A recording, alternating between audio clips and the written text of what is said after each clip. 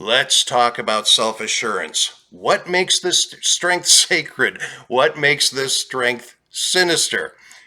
We're going to tear it apart and figure it all out right now. All right, let's jump in.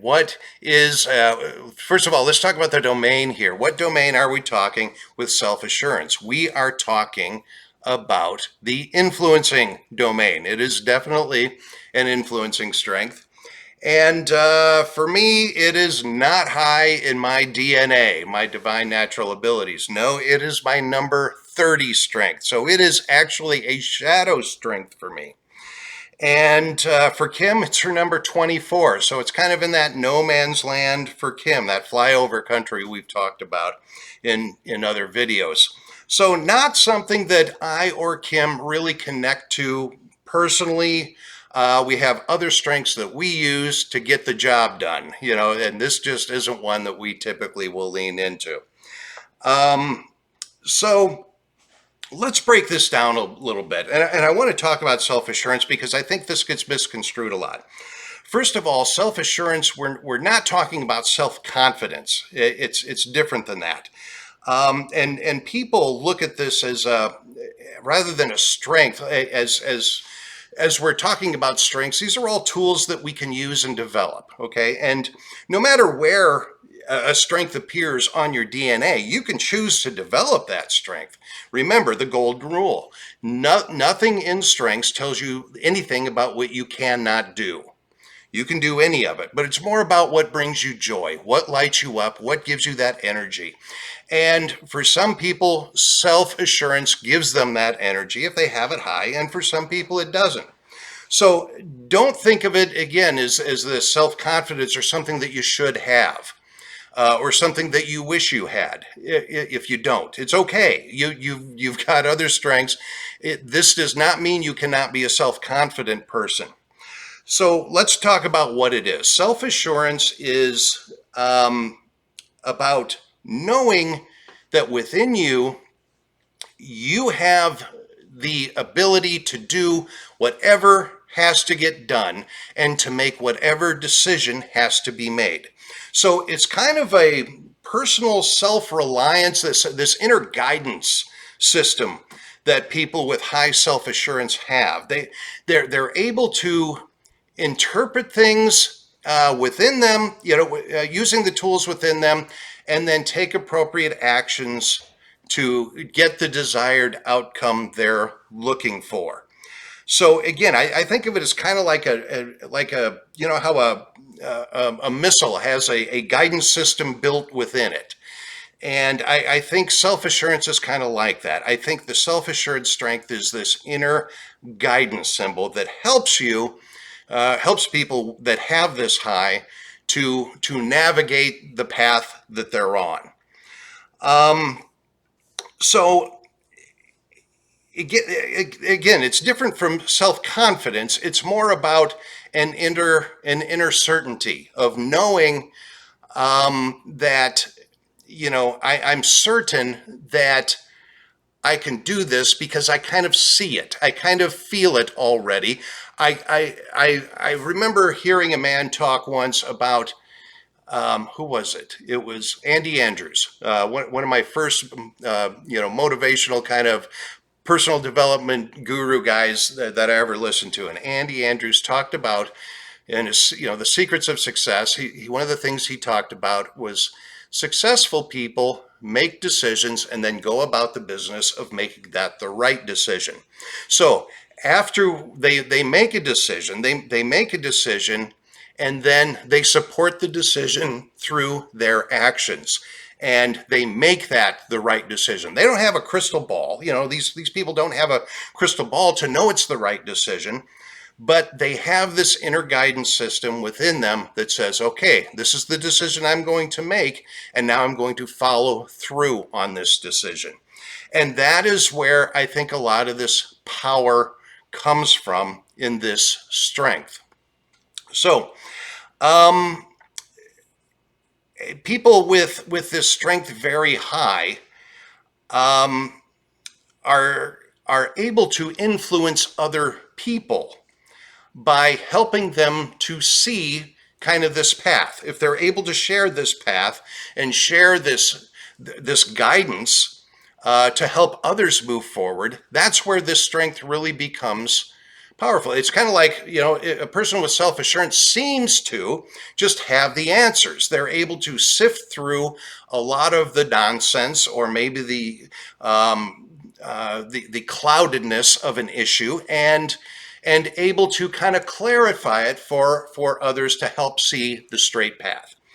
So it's a very valuable influencing strength, as long as it doesn't go sinister.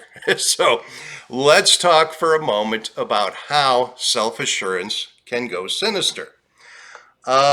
Self-assurance, I think the biggest way that this strength can go sinister is that if you're a person with self-assurance, you've got this path, you kind of, nothing really stops you. You just kind of go through it, and other people are looking at you, and they may come to the conclusion that maybe you're just kind of a cocky person, and they may see that and judge you that way, even though it's not what you're doing. You're just using your strength.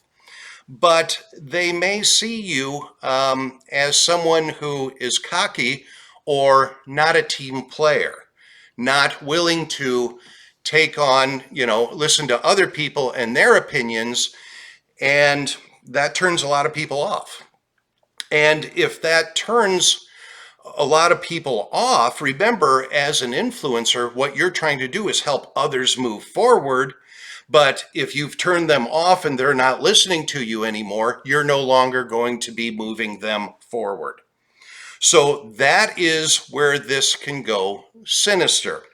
And it can go even sinister, more sinister, when if that has happened, and then you push harder. The person with the high self-assurance starts pushing even harder for their vision, or what they're seeing, or the direction they see so clearly. The harder they push, the more resistance they're going to get from the people out there who are not connecting with them. They're not gelling with them. And that's something to understand about the self-assurance strength. I don't know for sure if it's a very clear definition of a counter-strength relationship like we have with some, but I would dare say, and from my experience as a coach, I have a lot of people that I coach with very high connectedness. I don't have many people that I coach with very high self-assurance. I think they are somewhat on the other side of the coin from one another, and different ends of the spectrum. Connectedness, people see connections in everything, and they see that especially in people, and they want to work, explore with others and get different perspectives and things like that. And the self-assurance person just doesn't need that. That's kind of a distraction. So if you have high self-assurance and you're giving off the vibe to the people you're working with that they're a distraction to your process, they're going to not want to listen to you. And then you're going to push harder because you have this desire to move them forward. And so you're going to try harder and harder and harder and say, look, you have to understand, this is what needs to happen. This is how you're going to move forward. You need to do this. Here's what you need. This is what you should do. You're going to start shoulding all over them, right? Okay, so how do we keep this from going sinister like that? It's the same as with every other influencing strength. The way to keep an influencing strength from going sinister is to stop telling and start asking. And understand this, before you can give them the view or the direction to where the goal is, and moving them forward, you have to understand, you have to be able to ask them, what goal are they shooting for? Okay, it's not always about your goal. When you put your goal in place of theirs, that's when everything shuts down. That's when they're going to stop listening to you. You have to ask them the questions. What goal is it you're wanting to reach that I can help you achieve? And that is where your self-assurance is going to come in and be very powerful and very sacred and very helpful to the people you're working with. Always ask those questions before every meeting. Ask the question, even if you've heard it 100 times. Want to make sure we're working on this correctly. I want to make sure I'm understanding what the goal is here. Tell me again where you want to be, what I can help you with, what direction we're moving in, and ask those questions. And then if you do that and you honor that with your self-assurance strength, there will be nothing to stop you, and you will keep that strength sacred. And the people working with you are going to love working with you. That's it for self-assurance. If you have high self-assurance, like I said, I have not coached many people with this strength. I don't run across it very much. So if you do have high self-assurance, I would love to hear from you and let me know if this jives with you. If what I'm talking to you, maybe there's an aspect of it here that you've experienced that I'm not connecting with as of yet. And I would love to learn from you as well. So any of you folks out there with high self-assurance, reach out to me, share your comments, and let me know your thoughts on your self-assurance sacred strength. Thank you so much for watching. I look forward to seeing you in our next video. I think we've only got 3 left, and then we've covered all of the sacred strengths. 3 more videos, so I'm very excited for that. Coming up next, I believe, is going to be strategic. So looking forward to that. Thank you. Or is it? No, actually, it's significance. We're going to cover significance next, and then strategic. Thank you for watching. I look forward to seeing you then. And until then, remember, inspiration starts here.